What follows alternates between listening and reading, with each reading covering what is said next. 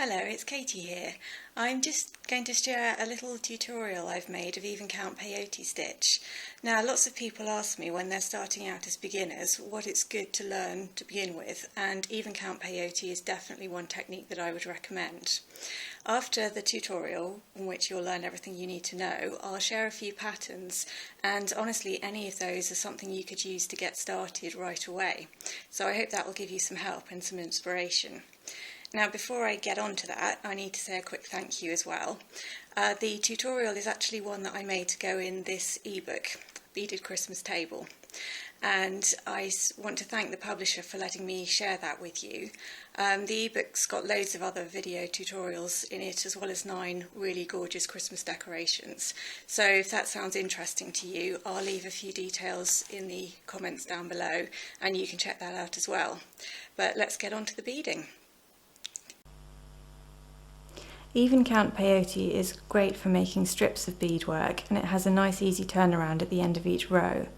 You want to start with a strip of beads, and that's going to form the first 2 rows, but in order to anchor that in place you need to put a stop bead in. Now this is just a single bead threaded onto your threads, leaving enough tail thread to either stitch in at the end or use later in the project. You want to pass through this bead a couple of times, but don't knot it onto the thread. The idea is that it is held securely enough in place that it's not really going to move along very easily, but you will be able to unhook it at the end and work it into the beadwork. Now there's 2 ways of using a stop bead. Either use a separate bead that you can just detach at the end, or as I'm about to do, use one of the beads that will form your first strip.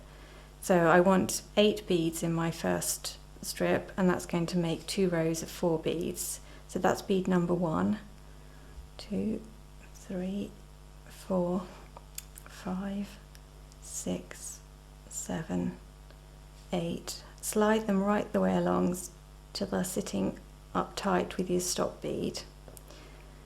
Now adding in row 3 is going to start forming your peyote into the up and down bead, sort of tooth shaped pattern that should be familiar. Pick up 1 bead, and you're going to miss out the final bead from your first strip and go through the next to last bead. Now you want to pull that up really tightly so that the bead that you've just added is sitting directly on top of the final bead from your original strip. Now pick up a second bead. Again, miss out the next bead in your strip and pass through the bead after that. Once again, pull the thread really tight so that this second bead is also sitting on top of a bead from your original strip, and you can start to see you've got up beads in the new row you're adding, and then the down beads from your original strip, and that's also forming into up and down beads. Pick up a third bead, again, miss the next bead, pass through the one after that, and again pull it up tight so you're forming your traditional peyote pattern. This is the real trick. These first 3 rows are the trickiest, but if you pull up tight every single time and get your tension good, then the beads will slot nicely into the places where you want them to be sitting.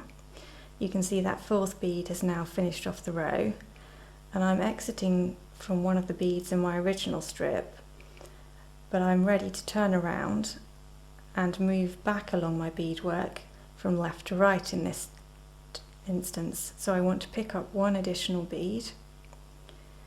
I find it easiest to anchor my working thread over my finger so that as I go through the bead that I've just added on, it's not going to pull apart. Pull that up tightly, and you can see I'm starting to create a new row of up beads. This is going to be your 4th row. So again, pick up a bead, and you can see very clearly the needle wants to pass through the next up bead, which was a bead from row 3, and this new bead slots into its space. Again, you can see the space, you can see the next up bead, and I want to go through that, pull the bead up tight, and 1 final bead and through the last bead from row 3, pull it up tight, and that's the 4th row added, and you can see I'm ready to just carry on working back the other way and keep on doing that for as many rows as the pattern specifies.